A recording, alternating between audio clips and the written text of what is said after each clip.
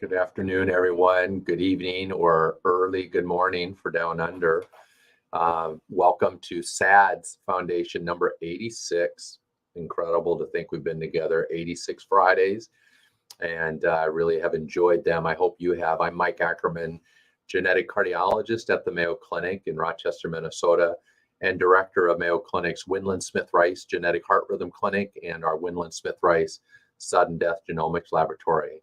For many years now, I've had the privilege of serving alongside Alice Laura, the CEO of the Sudden Arrhythmia Death Syndrome Foundation, the SADS Foundation, and serve as president on the board. And so she gives you greetings, and I thank her for charging us to provide these. And we've been with you since the pandemic.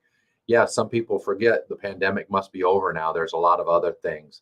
CDC in the United States has declared masks off for 70% of us, not yet in the medical institutions, but getting closer to normal. So stay doing all the COVID things. If it makes sense, get vaccinated. I've been vaccinated. I'm boosted. I'm COVID-19 vaccine up to date. Do the same to take care of yourself for those of you where it makes great sense to do so.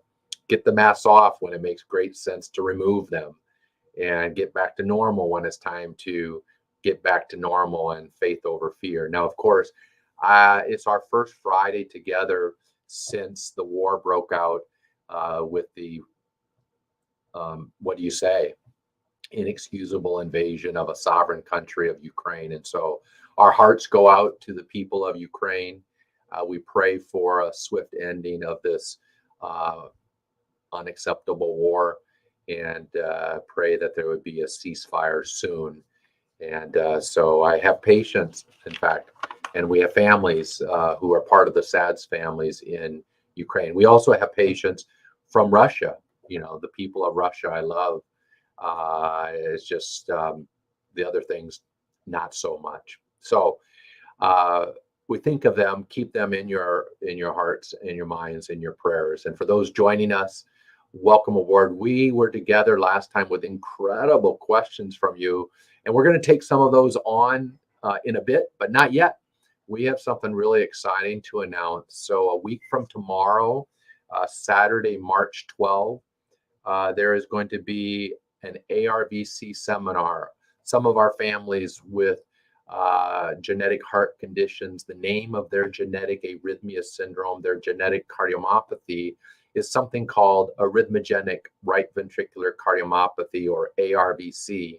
It's one of the ACMs, one of the arrhythmogenic cardiomyopathies, and this is going to be held at one of the world's most foremost centers for families with ARVC, that of Johns Hopkins University. And this will be the third virtual one. Maybe that we're getting closer to being live, but next Saturday's is free. Saturday, as in 8 days from now, March 12th. A lot of incredibly helpful information, updates, presentations from both healthcare providers, the scientists, and the families, the advocacy group. So you can still sign up for that seminar, and it's in the tagline, whatever streaming you're using and joining us today, as all of our families have joined from Facebook or Twitter or whatever the other, and I think Instagram, YouTube, and I think Instagram, as of last time, was our newest group joining us, or platform to join us. So whatever way you can join and sign up, please do. And to give you a sneak preview of the types of stories that you will hear at the 2022 ARVC seminar, the virtual seminar, I'd love to have Aaron bring up Becky Sieg and have Becky tell her story. So Aaron, drum roll, please. And here comes Becky. So this is, I had the privilege to meeting beforehand. Becky Sieg from Pennsylvania has a wonderful story. So before we talk about highlights from past ARVC seminars, let's do the most important, and that being your story. So why don't you share your story, Becky, and thanks for joining me. Well, thank you so much. I'm honored to be here. And as a patient, I'm thankful for everything that you guys do. I really am. And it was great to get to know all of you beforehand and find out the reasons why this is special to all of you. So thank you. My story kind of starts when I was 12 or 13, but I didn't end up getting diagnosed until I was 21 and I almost died. My symptoms when I was 12 or 13 were chest pain. And when I went to the pediatrician, of course, I was young and healthy. So the first thing they're not probably going to think is, oh, she's got a very serious heart condition. So at the time, I was diagnosed with growing pains. The chest pain stayed. And in addition to that, I started to develop some shortness of breath and dizziness. At that time, I was diagnosed with sports induced asthma. Um, and then when I was around 16, 17, I started feeling palpitations and my heart would race. At that time, I was diagnosed with anxiety. So there was a lot of misdiagnosing in my story, and I'm sure that a lot of you can relate to that.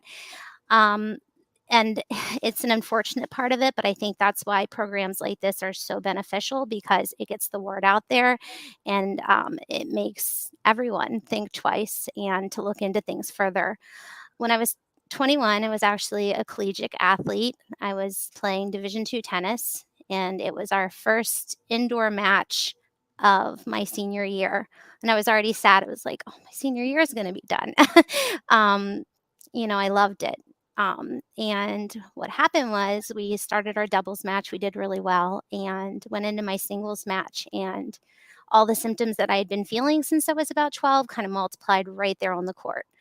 And what I came to find out was I survived a pretty significant cardiac event. And I don't really have an explanation to how I survived it. I just know I ended up on the ground, but I stayed conscious. By the time I got to the hospital, I was actually going to be discharged by the initial doctor. Again, I looked young and healthy, and at that time, my ventricular tachycardia was at bay. So we still didn't know what was happening at the time. And then a new doctor and a very astute nurse the shift changed. So it was quite a blessing. And they just felt like something wasn't right and wanted to put me on a heart monitor. And then the storm hit again. Now, when I say this, it doesn't sound very believable, but my blood pressure got all the way down to 45/36, and my heart rate got between 250 to 300 beats per minute. They had to shock me with a defibrillator twice to keep me alive. Wow. Yeah. Becky, was that your first time that anybody had ever done a test to actually monitor your heart rhythm in any way? That is a very great question, Dr. Ackerman, and that is correct. Wow. And as you know, an EKG would have been very beneficial because afterwards they found out that I had T-wave inversions in a left bundle branch block. And as you know, that probably would have been investigated further. So I was very lucky to live through that. I got the ICD implanted right away, and then they sent me to Hopkins. And because the doctor that I had seen at York had seen ARVC, and at the time, get this, it was just called ARVD because they felt that it was a dysplasia, not a cardiomyopathy. Now they're realizing it's a lot more. Not that they didn't know it was serious, but it is pretty serious. So he had seen it once before and he was quite confident that's what I had. So they sent me to the amazing team at Hopkins, who I feel I owe my life to. And I can't speak highly enough of that team. I mean, names like Hopkins and Tandry, and their egos are not there. They do not exist, and they genuinely care about their patients. And it's one of the many reasons to go to this conference. But basically, I dealt with ARVD for 14 years, and that may sound confusing to you, but you'll get that in a moment. I had to stop competing in all athletics because ARVD is very strange in that it can progress your disease, or you can get shocked by your defibrillator. So that was a hard pill for me to swallow because I was a collegiate athlete. It's kind of all I knew. Was lucky to be alive, but when you're 21, it's kind of a huge blow. We had to do genetic testing. We found out that it came from my dad and my brother, who, believe it or not, was an Ironman. He completed an Ironman in Lake Placid. We're like, there's no way he has this. But the interesting thing about ARVD is it's filled with people like this. like people from the NFL, Major League Baseball, collegiate athletes, marathon runners. It's like I feel like there's something in the genetics there because it's just filled with these people who just want to run and want to be on a field or a court. It's just bizarre to me. But it turned out my brother did, in fact, have ARVD as well. So we're both affected by it. So I'll get a little more into that later. But what I want to say about the ICD is I did get shocked by it while I had it 29 times. Oh, Yeah, 16 of those were all at once. So I would probably say that was one of the scariest times of my life. So I can definitely relate to any of you out there with an ICD and the trauma that goes along with it. I know that it was explained to me that more than 3 shocks at once, like it's probably a good idea to be evaluated for PTSD because of the trauma associated with it. I am on the other side of that, I'm really happy to say, but anxiety ruled my life for a little bit there. And I think that's understandable. And I never want anybody to give themselves a hard time about that. And there's people out there that understand you, and you're not alone with that. So basically, I definitely dealt with the electrical aspect of ARVD, and that's the other interesting thing about it is it affects you both electrically and structurally. It's like the you kind of got the heart disease. It has both. yeah. So yeah, I don't know. I may be incorrect, Dr. Ackerman, but I've heard before it may be the only one that affects you both structurally and electrically. But please correct me if I'm wrong there. Yeah. No, so that's, yeah, so you're right, but in the sense, hypertrophic cardiomyopathy does both. That's why the thick heart can also do sudden cardiac arrest, which is an electrical event. So it's not, that part is probably not so accurate. And we now know that Brugada syndrome patients, which is primarily electrical, can have structural abnormalities of the right ventricular outflow Wow. tract. So we're probably learning that there's a lot of crossover, that what we once thought were purely electrical diseases only, and the heart is always structurally perfect, not always true. And what Wow. we thought might be a structural only entity will have electrical manifestations. And in fact, as you know, in ARVC, it is possible to have an ARVC mediated rhythm event even before the heart muscle has changed to a Wow. structurally abnormal heart muscle. Yeah, that's just fascinating, and that's the other. I'm pretty passionate about advocating because just discovering these significant tidbits. I mean, it's like when I joined the ARVD crew and the ARVC family, as I like to call it, they were still figuring so many things out. So it's just amazing the Yeah. things that they were able to. I had 5 ablations, and 4 of those were endocardial ablations. And Dr. Tandri, I was one of his very first patients to get an epicardial ablation done. And that was actually able to stop my arrhythmias, which Wow. as a patient, and you're dealing with this, or as a cardiologist, that is huge. The fact that they were able to do that for me. So everybody's like, well, she's done great. This is awesome. And I'm one of those patients that was like, okay, if they're telling me I'm great, I'm great. But I wasn't really telling them how badly I was still feeling. And it was very confusing because here my arrhythmias were going, my PVCs were significantly down. I think I was having 2,024 hours, which some people may say, well, that's a lot. Not for ARVD. It was pretty good, you know? Yeah. So I just was feeling so fatigued. Walking upstairs was difficult. It just, something was really wrong. So the weak heart muscle was taking over.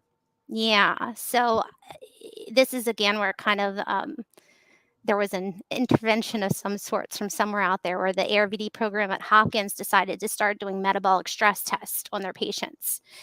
And I think that if that didn't happen, we wouldn't have found out on time what was going to happen next. So I got this metabolic stress test because with ARVC patients, it affects the right side of the heart. And I'm going to give something away here, but right-sided heart failure presents very differently than left-sided heart failure. Left-sided heart failure can be very obvious, where right-sided heart failure is like putting pieces of a puzzle together, and it's hard for even the best cardiologists to find. In some situations, we found this especially with ARVC. So when I did this metabolic stress test, I don't know if you want to elaborate on what a VO2 is, Dr. Ackerman, but mine was only 12.2.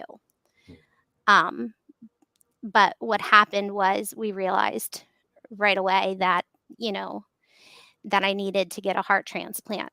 So in my mind, I never even thought about that. I'm kind of an optimist in that way. I never even put a heart transplant into my mind. So I was extremely taken back. Mm. I met with the fantastic Dr. Galatro. And at the first meeting, she made me aware of that. She said, "You are, in fact, in heart failure and you will need a heart transplant." And I remember my mom was there and she just said, "How long?" It was just, she needed to know. And she said, "Within the year." Um, I actually had the option of staying out of the hospital, and as soon as I would be admitted, I would be there to stay till I received my new heart. Mm. And this was at Hopkins. So, of course, I was unbelievably stubborn about that too, to the point where almost, well, exactly a year went by and I still didn't admit myself. So they admitted me. And I remember it being right before Easter. And I looked at Dr. Galatro and I said to her, "Can I just stay home for Easter? And then I will come in and wait for my new heart." And she said, "Rebecca, if you do not come in now, you will not be here next Easter.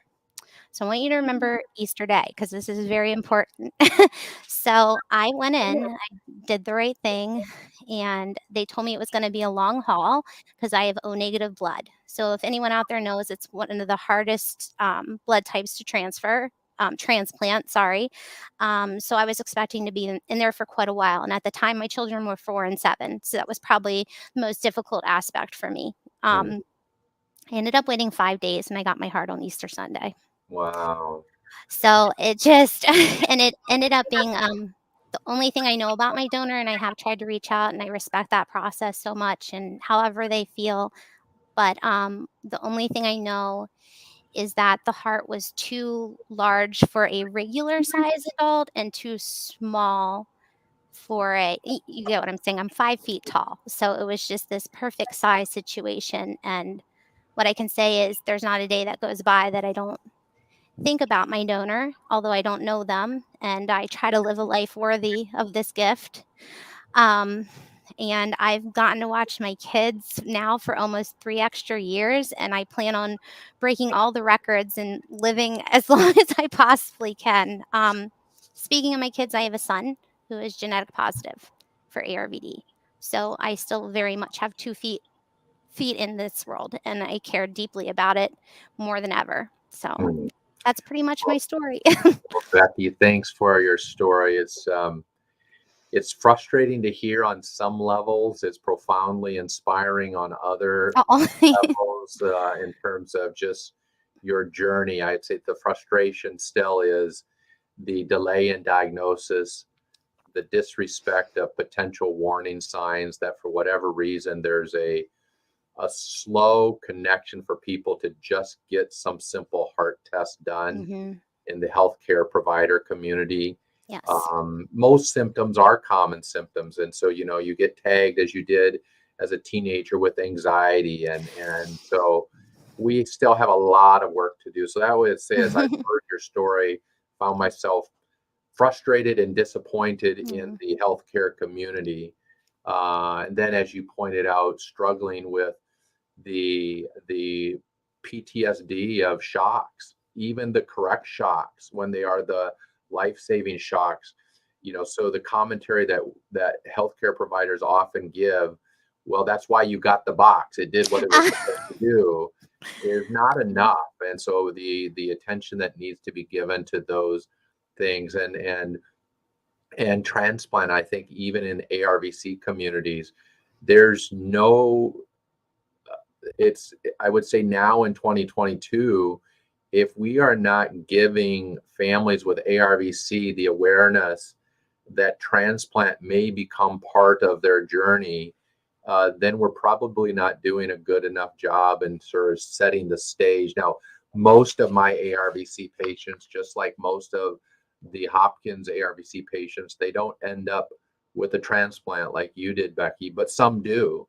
And certainly more end up with a transplant with that condition than almost any of the genetic arrhythmia syndromes that we care for through the SADS Foundation. So it's a much more common part of an ARVC journey than it is long QT syndrome, where we basically almost never have to come to transplantation. And so just the story, the beauty of Easter Sunday and new life on that day, and the thankfulness that you have for the donor.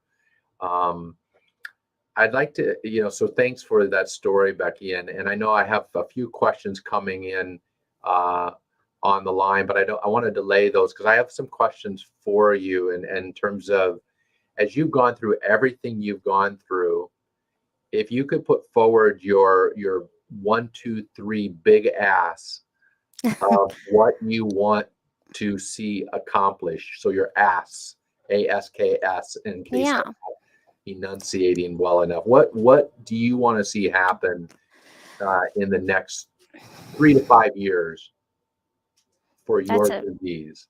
really great question. I want patients to be heard. And I mean that in a really big way because the ARVD community at Hopkins is amazing. But I have to get into this just a tiny bit. I had a friend who had a transplant shortly after me, and he had some doctors on rounds that weren't familiar with ARVD and how it affects the right side of the heart. And it can unfortunately be seen as not as serious, but it truly is. And he had some doctors while he was admitted waiting for his heart that didn't really understand why he was there, and he ended up almost dying. And I just want more of an understanding of the difference between, I mean, these are amazing doctors at one of the best hospitals. And the ARVD team is top notch. And I don't have one negative thing to say about them. But I want them to be heard, and I want the patients to be heard, and I want doctors to be aware of not only what ARVC is, but the differences it presents, and to take it extremely seriously. Mhm. So sorry, I really rambled on there. No, that's Another a one great one. is, another one is to advocate for yourself. I think that's a really big thing. So even in this situation where they were doing everything correct, like if you know something is truly not right, then you need to speak up for yourself. I mean, yes, as frustrating as the misdiagnosing was, if I would have just simply said, I demand an EKG, um, then things could have been very different. And the third thing would be more screening. I feel personally that athletes should be screened before competing in sports. I think that they should get an EKG. And I know that may seem like a big ask, but I think about all the people that could be, I mean, ARVC is one cardiomyopathy. As you know, there's so many out there. And for some odd reasons, it affects a lot of athletes.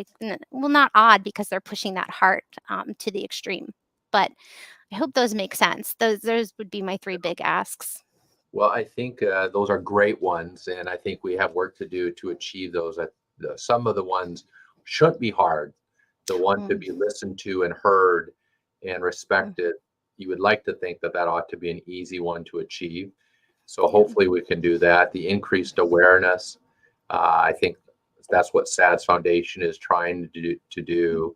And screening, I think we're going to see more things being tackled for screening. So I personally would like to see all people screened for ARVC, not just the athletes. Wonderful. So I think we're going to make progress in all 3 of those. And so anything, if those who are on the fence of signing up for Saturday and the free seminar, the plug that you'd want to give for just how special that seminar has been over the years for you and for many families with ARVC. Yes, for sure. And I want to stop for a second and just thank doctors such as yourself who genuinely care. That means, I think I'm speaking for a lot of people.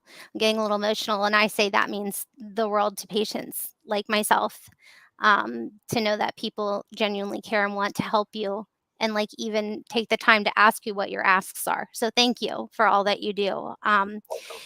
The ARVD program, I highly recommend, and that's an understatement. I think that you're going to meet people who share your stories and share your scars, and you form a family and you connect with certain people. And of course, there's a difference when you're in person, but you have the comments in the chat rooms. Like, for example, last year, I ended up connecting with several people.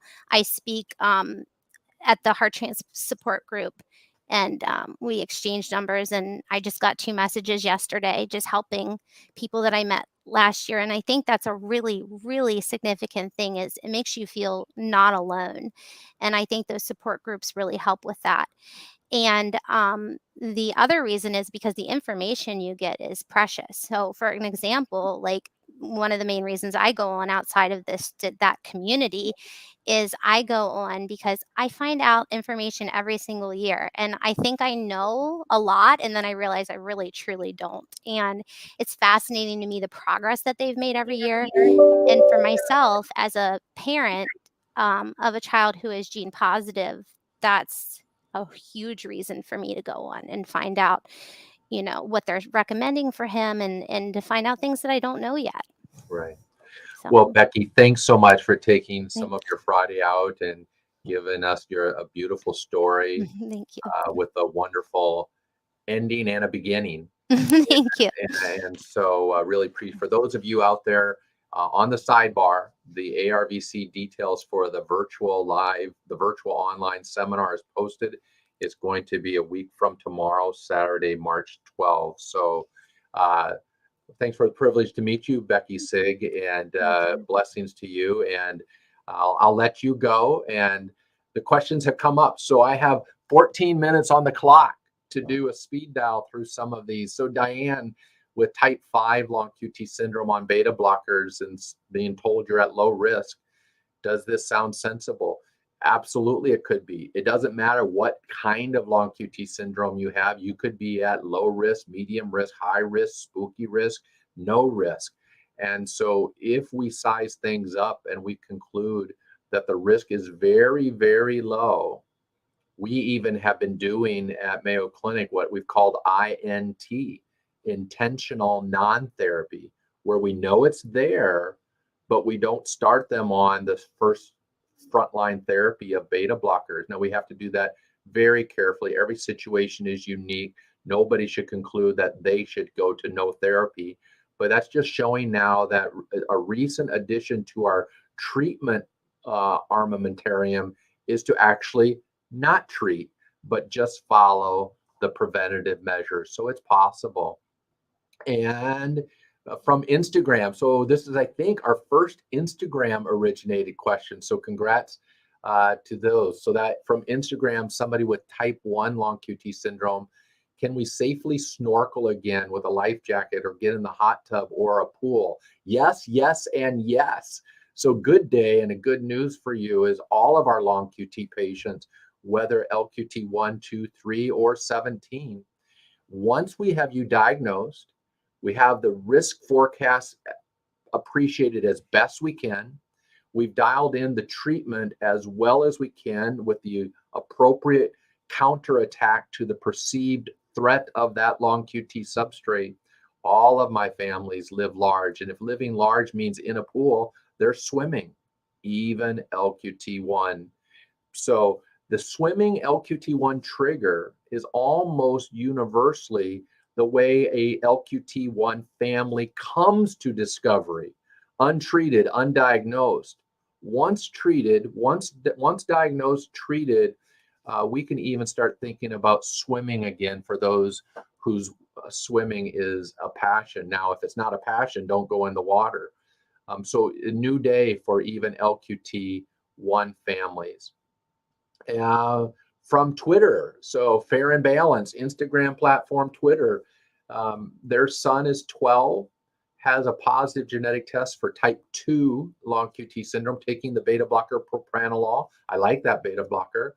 As my son gets older and body changes, what are some things we should be looking for? He does supervised sports, AED, automatic external defibrillator.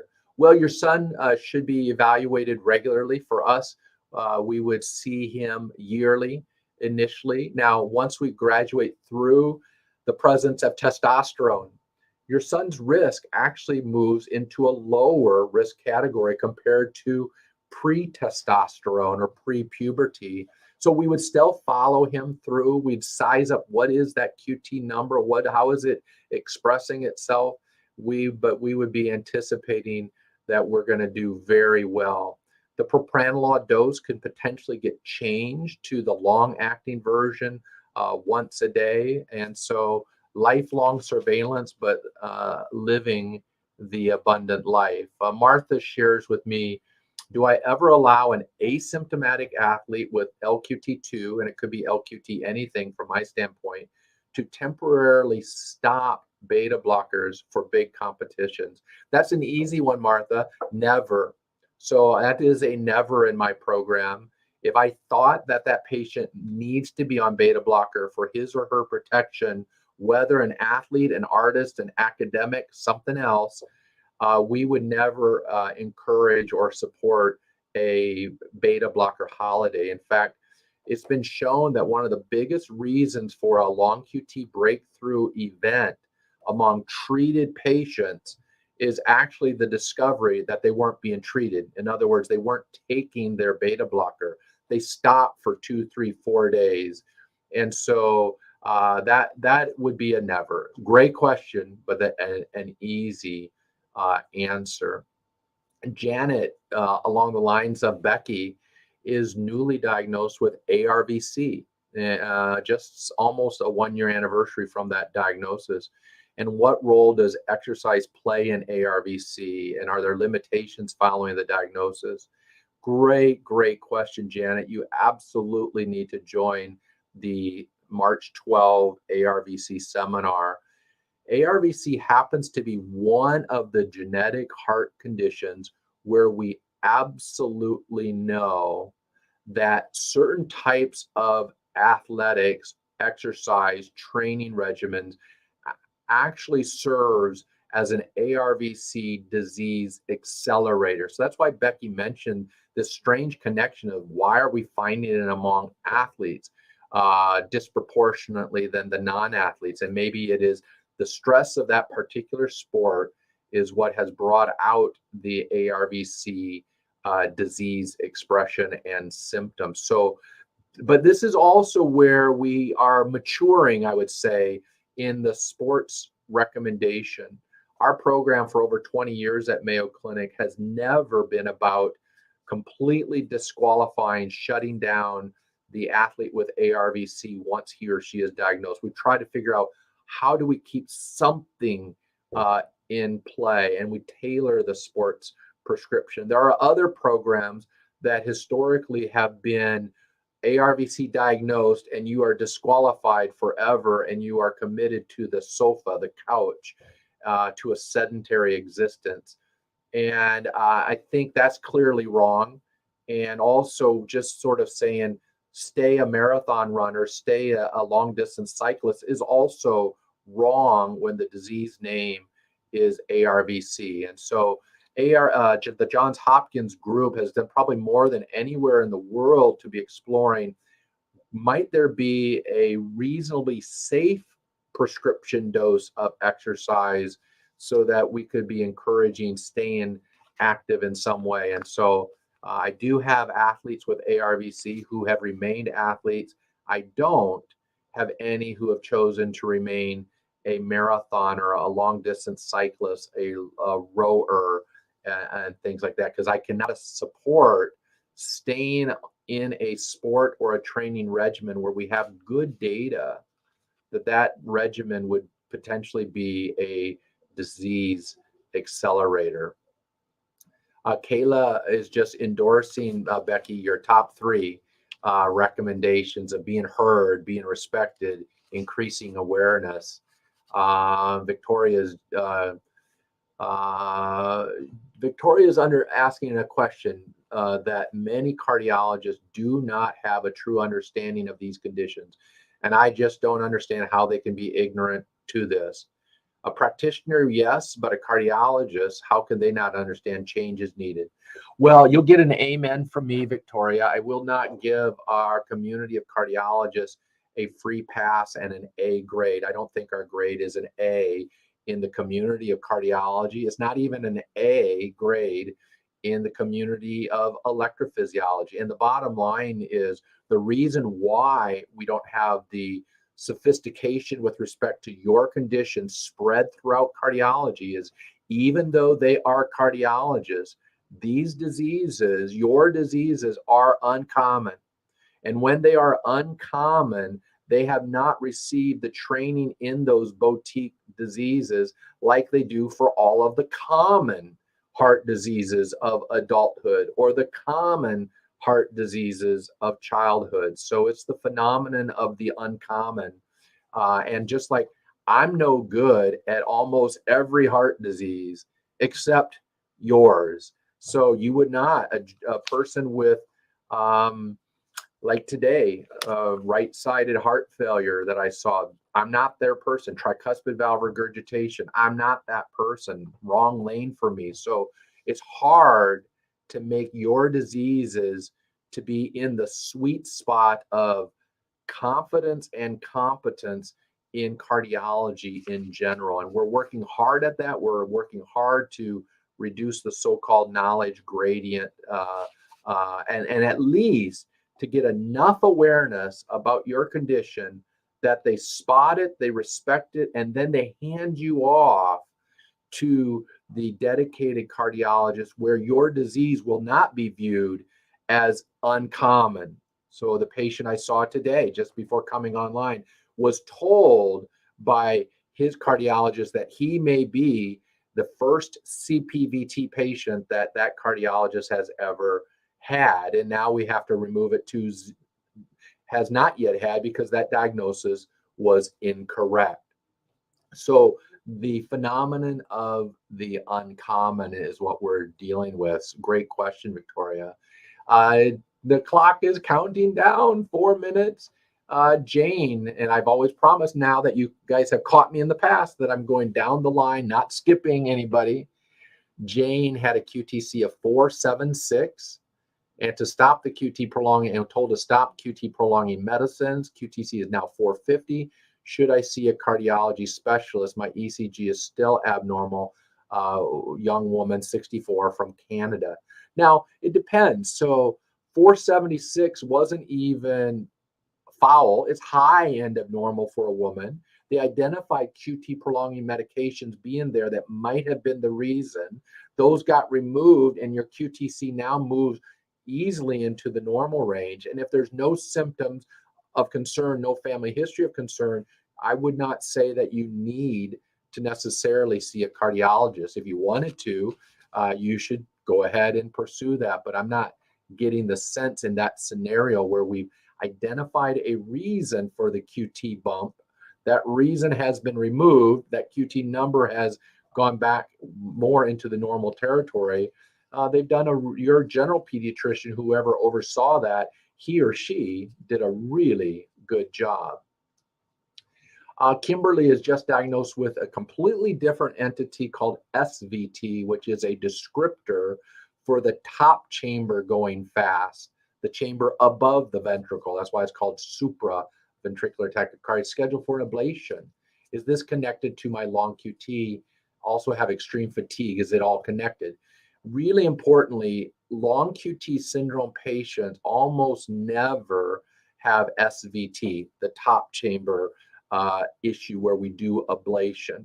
So I would put that in the so-called lice and fleas, meaning every once in a while, something that is far more common, SVT, is going to coexist in something that is uncommon, a 1 in 2,000 person condition called long QT syndrome. So if they think you have SVT and they think it's mappable and ablatable, it seems like it might be a good plan.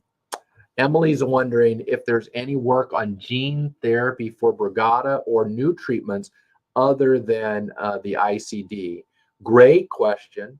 Probably not going to have gene therapy because after all, right now, the only irrefutable disease gene in Brugada syndrome is the SCN5A gene that builds the sodium channel.